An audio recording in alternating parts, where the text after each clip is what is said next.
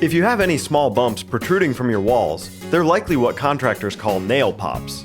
As new homes settle and drywall shrinks, sometimes the nails or screws affixing the drywall to the studs start to protrude.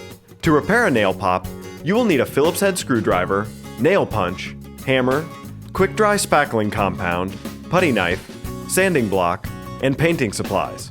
You first need to determine if the protrusion is caused by a nail or a screw. To do this, take a Phillips head screwdriver and press it into the center of the pop. If it's a screw, the screwdriver will set and find its place in the head of the screw. If it's a nail, it will likely just slide around. If the pop is caused by a screw, simply take the screwdriver and turn the screw until it is slightly recessed into the wall. If the pop is caused by a nail, take your nail punch and hammer and tap the nail head until it is slightly recessed into the wall.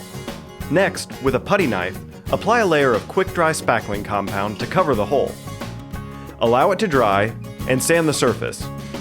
Repeat with another coat if necessary. Once it is completely cured and sanded, apply fresh paint. If the nail pop is in the ceiling, you have to set the existing nail and then drive in a second nail within 1 inch of the old one, or the nail pop could reoccur. If you have any questions about this process, call Home Spectors at 336-382-7269.